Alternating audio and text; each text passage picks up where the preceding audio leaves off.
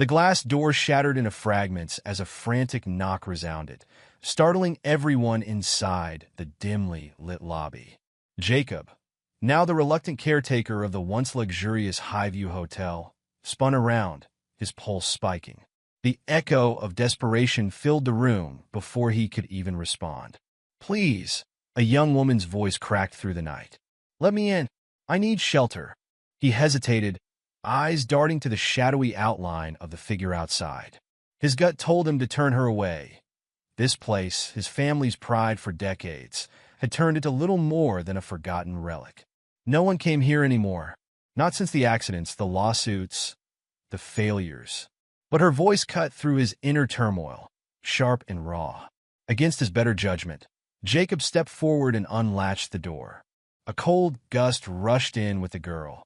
She was pale, trembling under a threadbare jacket, her hands clutching a tattered backpack. Her eyes, wide and full of a haunted desperation, locked onto his. "I just need a place," she whispered, her breath clouding in the air. "Just for a night." Jacob swallowed, unsure whether it was pity, caution, or his own aching loneliness compelling him. "The hotel's closed," he said firmly, hoping to mask his wavering resolve. "There's nothing here for you." Her shoulders sagged, but she didn't back away. "I don't care. I'll sleep in the lobby if I have to." "Please." His jaw tightened, but he stepped aside, letting her in. "You can stay, but no promises it'll be comfortable." Jacob flicked the dim lobby lights back on, illuminating the once grand reception area. Dust hung in the air like a ghostly haze, and the faint smell of mildew lingered. The young woman stood awkwardly by the entrance, her eyes scanning the peeling wallpaper and tarnished brass fixtures. "Not exactly five-star accommodations," Jacob muttered, folding his arms. "It's perfect," she said, her voice barely above a whisper, but there was something in her tone that sounded genuine. "Perfect?" Jacob raised an eyebrow. "You've got low standards." She glanced at him, lips curving into the faintest smile. "I've stayed in worse places." For a moment, Jacob was taken aback. There was something unnervingly calm about her, as though she had been through more than her age would suggest. He shook it off, stepping behind the reception desk. "I've still got water and power running," he said, pulling a key from the rack. "Room 208 is clean. Bed's decent. No one slept there in a while, though." She stepped closer, hesitating. "I can't pay much." "Don't worry about it," he interrupted, sliding the key toward her. "Consider it charity. Just keep to yourself, all right?" Her face softened with gratitude, but she didn't say more.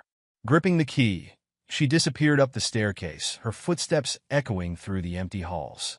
Jacob watched her go, wondering what kind of trouble she was running from. The logical part of him screamed that this was a mistake, that she could be anyone, dangerous even. But another part of him, the part that still felt tethered to the hotel's once bustling past, found solace in her presence. The following morning, Jacob was startled awake by the sound of movement. He had fallen asleep on the lobby couch, a whiskey glass still balanced precariously in his hand. Groaning, he sat up, expecting the worst. The sound wasn't coming from outside, it was from inside the hotel. He crept toward the noise, wary but curious, and stopped short when he saw her. The girl was crouched near the reception desk, scrubbing the floor with a wet rag.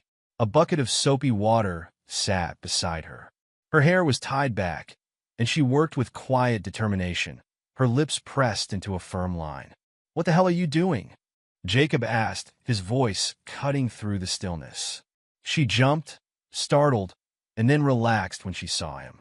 "It was filthy," she said simply, gesturing at the floor. "Figured I'd help clean up." "Cleaning?" Jacob repeated, incredulous. "This place is a lost cause. It's not worth the effort."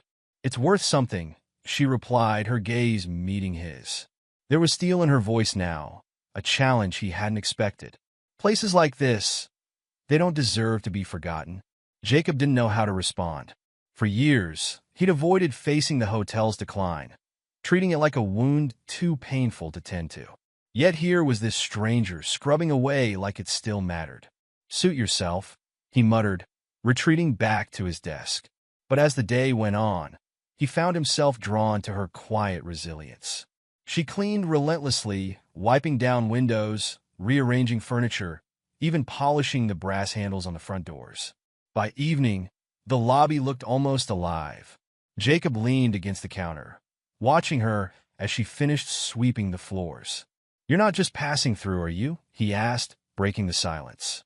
She paused, glancing up at him. "What makes you say that? People who pass through don't care enough to clean?" Her eyes flickered with something he couldn't quite read. She set the broom down, brushing her hands on her jeans. "I needed a place to feel useful again," she admitted. "Is that so bad?" Jacob hesitated. "No, just unusual." A faint smile crossed her lips. "Maybe you should try it sometime. You might like how it feels." He didn't respond, but her words stayed with him. That night, as he sat alone in the dimly lit lobby, he caught himself imagining what the hotel used to be. Bustling guests, clinking glasses in the dining room, laughter echoing through the halls. And for the first time in years, he didn't feel entirely alone. The days turned into a pattern. The girl, whose name he finally learned was Elise, continued her self-imposed mission to restore the hotel, room by room. Jacob found himself joining in, albeit reluctantly at first. Together, they scrubbed away years of grime, patch-peeling wallpaper, and even managed to repair some of the broken furniture. "What brought you here, Elise?" Jacob asked one afternoon as they repainted the lobby walls. She hesitated, her brush hovering mid-stroke. "A lot of bad decisions," she said quietly, "and a need to start over."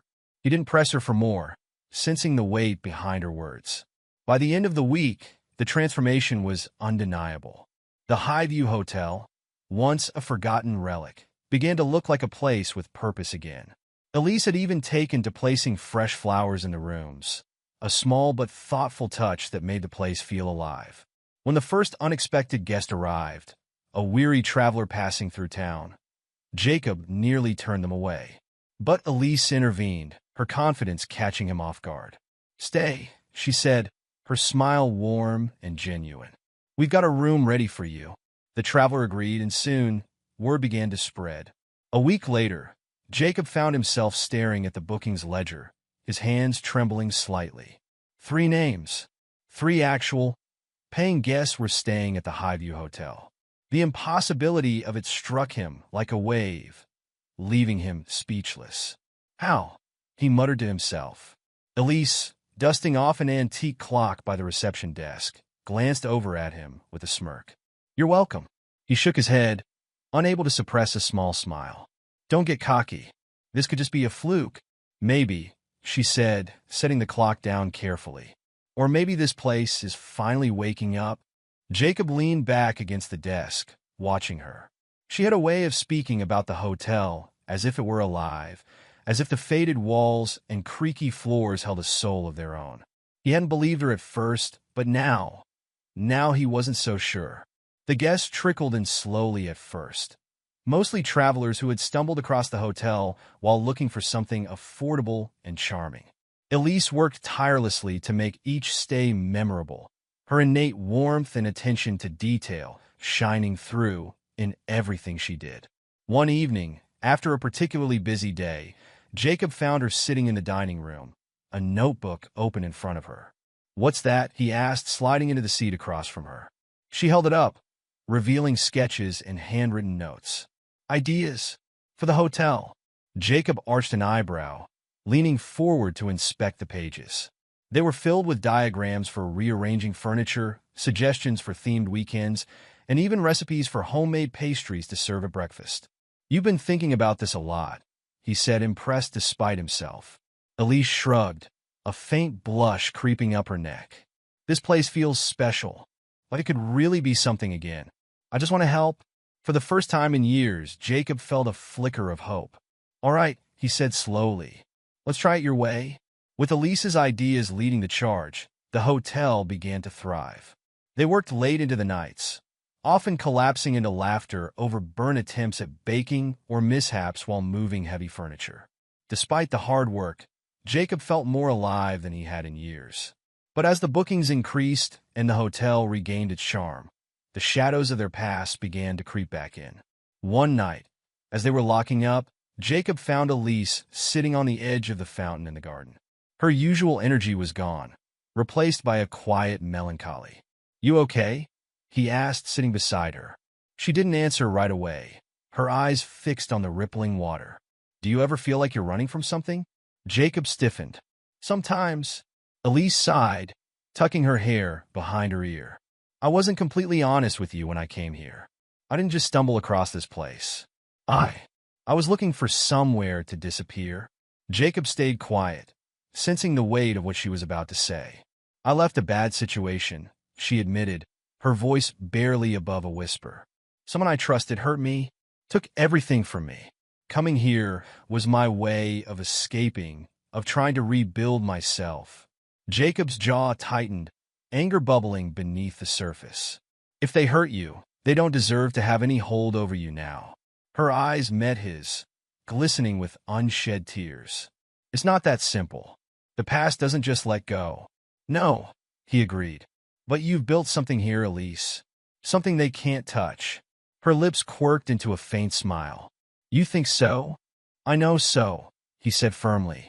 For the first time since she arrived, Elise leaned her head on his shoulder, and they sat together in silence, the cool night air wrapping around them like a protective shroud. As the weeks went on, the Highview Hotel became a beacon in the small town. Guests spoke of its cozy charm, the care put into every detail, and the warmth of its owners. Jacob and Elise became an inseparable team, their connection deepening with each shared victory and quiet moment. But peace is a way of drawing the storms. It started with a phone call. Jacob was fixing a broken railing on the front porch when Elise came out, her face pale and her hands trembling. "Who was it?" Jacob asked, setting his tools aside. She swallowed hard, her voice shaky. "Him. He knows where I am." Jacob's blood ran cold. "What did he say?" "He wants to come here," she whispered. "To talk." The very idea of someone threatening the sanctuary they'd built together made Jacob's hands clench into fists. "He's not setting foot in this hotel. Not while I'm here." Elise shook her head. "You don't know him, Jacob. He won't stop. Then we'll make him stop." The days that followed were tense, every sound and shadow putting them on edge. Elise tried to keep busy, pouring her energy into the hotel, but Jacob could see the fear gnawing at her. When the man finally showed up, it was late at night. The headlights of his car pierced the darkness as it rolled up the gravel drive, stopping just short of the hotel's entrance. Jacob stepped out onto the porch, his heart pounding as a tall, broad-shouldered figure emerged from the car. The man's face was sharp and cruel, his eyes cold as they fixed on Jacob. "Where's Elise?" he demanded, his voice low and menacing. Jacob didn't flinch. "She doesn't want to see you." The man took a step forward, his jaw tightening. "That's not your call to make." "Actually, it is," Jacob said, standing his ground. "You're trespassing. Leave now, or I'll call the cops." The man's lip curled into a sneer. "You think you can protect her? You don't know who you're dealing with." "Try me," Jacob shot back, his voice steady despite the adrenaline coursing through him. Inside, Elise watched from the window, her breath hitching as the confrontation unfolded. She wanted to run, to hide, but something about Jacob's unwavering stance rooted her in place. For the first time in a long time, she felt safe. Jacob stood firm, his fists clenched as the man approached, his shadow long under the dim porch light. The tension was palpable, each step forward filling the air with a suffocating weight. Jacob's heart pounded, but he refused to back down. This was Elise's sanctuary now, and no one, especially not this predator, was going to take that away. "I'm giving you one last chance," Jacob growled, his voice low but steady. "Get in your car. Leave, or you'll regret it." The man smirked, a smugness that spoke of years of manipulation. "You think she's yours to protect? You don't know the first thing about her." "I do. She belongs with me." From behind the window, Elise's hands trembled as she watched the exchange.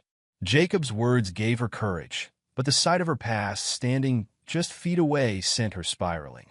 The walls she'd carefully rebuilt seemed to crumble, exposing the wounds she thought she had buried. "No," she whispered to herself, gripping the windowsill. "Not this time." The man took another step, towering over Jacob now, his expression darkening. "Move," he ordered. Jacob didn't budge. No. The tension exploded. The man lunged forward, shoving Jacob hard against the railing. Wood creaked and splintered under the force, but Jacob didn't let up. Fueled by anger and the need to protect, he swung back, landing a punch square across the man's jaw. The two grappled in the dim light, their struggle violent and chaotic. The man was bigger, stronger, but Jacob had resolve on his side. Suddenly, a voice cut through the chaos. "Stop!" Both men froze, panting, and turned to see Elise standing on the porch steps, her face pale, but her eyes blazing with determination. "This ends now," she said firmly, her voice steady despite the fear threatening to claw its way out. The man sneered. "Elise, don't be stupid. You think you can just walk away from me?" "I already have," she said, stepping closer. "You don't control me anymore. You don't scare me. And you're not welcome here." Her words hung in the air, their finality striking like thunder. The man's bravado wavered. He glanced between Elise and Jacob, weighing his options. For the first time, he saw that he wasn't in control. "You'll regret this," he spat, but his voice lacked conviction. He turned, storming back to his car. Gravel crunched under his feet as he climbed in, slamming the door behind him. Jacob and Elise stood in silence, their breaths heavy as the car peeled out of the driveway, its taillights disappearing into the darkness.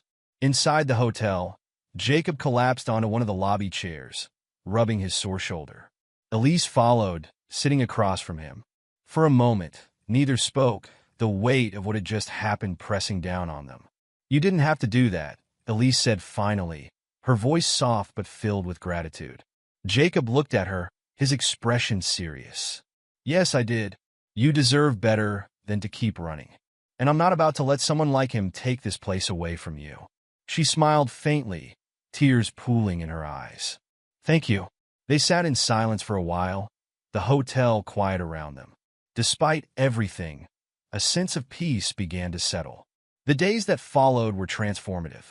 Elise, no longer burdened by the fear of her past, threw herself into the hotel with renewed purpose. Jacob worked alongside her, their bond growing stronger with each passing day. Word about the Highview Hotel continued to spread. Guests praised its unique charm, and Elise's warmth left a lasting impression on everyone who walked through the doors. Jacob, once reluctant to even step into the building, found himself thriving in the role of caretaker and partner. One afternoon, as they prepared for another busy weekend, Elise stopped Jacob in the hallway. "I've been thinking," she said, her voice hesitant but hopeful. "Dangerous," Jacob teased, though his smile was genuine. She rolled her eyes. "I'm serious. I think I want to stay here." "For good?" Jacob blinked, surprised. "You mean that?" She nodded. "This place saved me. And so did you. I want to keep building this, together." For a moment, Jacob was speechless. Then he grinned. "I can't think of anyone I'd rather do this with." Months passed, and the Highview Hotel became a beacon of hope, not just for travelers, but for the entire town. Its story, a tale of redemption and resilience, drew attention from local media and even a few travel blogs. Bookings surged, and Jacob and Elise worked tirelessly to maintain the personal touch that had made the hotel so special. One evening, after the last guest had retired to their room, Jacob found Elise sitting on the garden bench, looking out at the stars. He joined her, the night air crisp and cool. "You've been quiet," he said, nudging her shoulder gently. She smiled, leaning against him. "Just thinking about how far we've come. When I first got here, I didn't think I'd stay more than a night. And now this is home," Jacob finished for her. She looked up at him, her eyes soft. "Yeah, it is." For a moment, they sat in comfortable silence, the sounds of the night surrounding them. "Elise," Jacob said quietly, his voice filled with emotion. "You've changed my life. This place, it wasn't alive until you walked in. I wasn't alive until you walked in." Her cheeks flushed, and she reached for his hand. "I think we saved each other." Jacob smiled, his heart full. The Highview Hotel thrived, not just as a business, but as a testament to the power of second chances. Jacob and Elise, bound by their shared journey, found not only purpose but a love that made every challenge worth it. And as the stars shone brightly above the hotel that night, it was clear that the story of the Highview wasn't one of endings. It was just the beginning.